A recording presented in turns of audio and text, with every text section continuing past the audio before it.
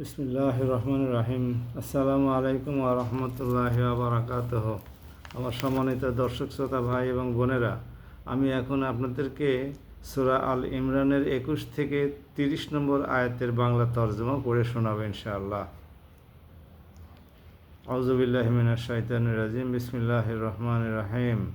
নিঃসন্দেহে যারা আল্লাহর নিদর্শনসমূহ অস্বীকার করে, যারা অন্যায়ভাবে নবীদের হত্যা করে মানব জাতির যারা ন্যায় ও ইনসাফ মেনে চলার আদেশ দেয়, এদের তুমি এক কঠোর শাস্তির সুসংবাদ দাও।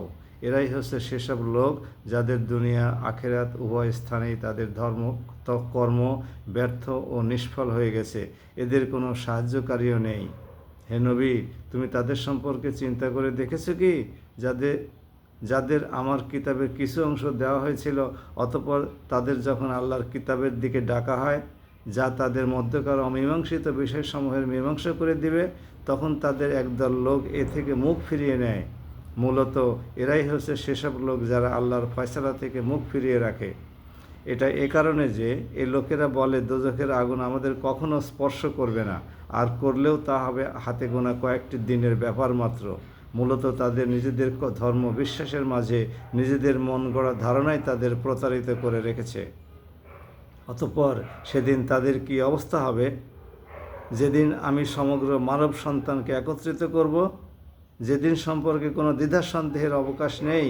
সেদিন প্রত্যেক মানুষকেই তার অর্জনের বিনিময়ে পুরোপুরি দিয়ে দেওয়া হবে এবং তাদের উপর বিন্দু মাত্রও জুলুম করা হবে না।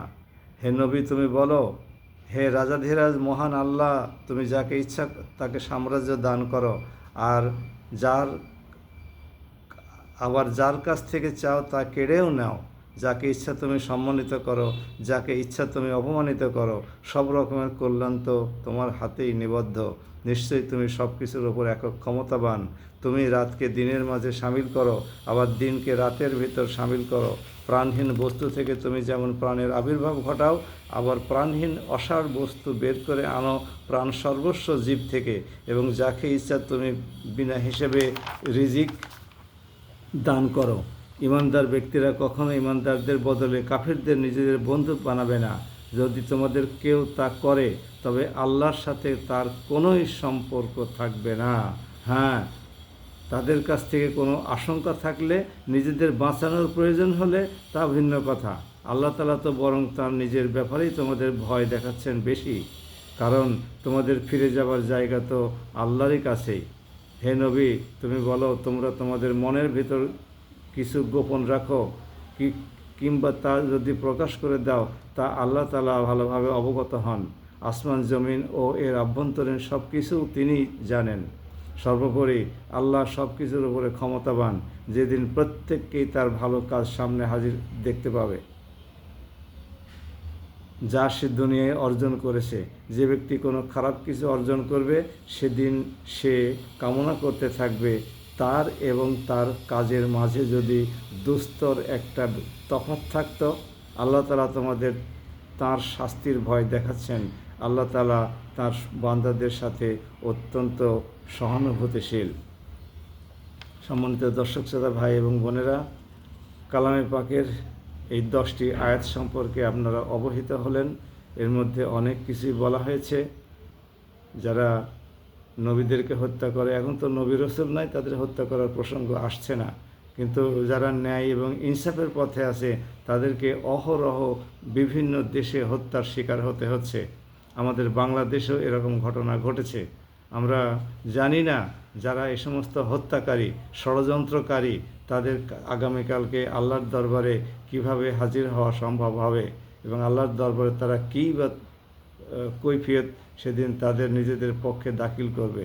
একটি হাদিসে আছে, হাসরের মাঠে বিচার সংক্রান্ত যে সমস্ত বিষয় হাজির করা হবে, তার মধ্যে সর্বপ্রথম হাজির করা হবে খুনের বিচার।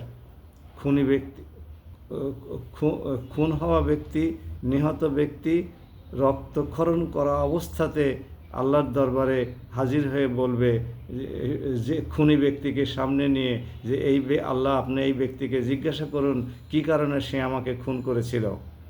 বলুন সেদিন ওই খুনির কি জবাব থাকবে।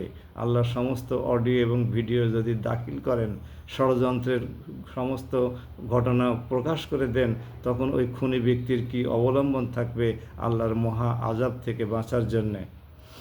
সম্মানিত ভাই এবং বোনেরা, এরপরে 28 নম্বর থেকে কয়েকটি আয়াতে আল্লাহ রাব্বুল আলামিন বলছেন, ইমানদার ব্যক্তিরা কখনো ইমানদারদের বদলে কাফিরদেরকে নিজেদের বন্ধু বানাবে না।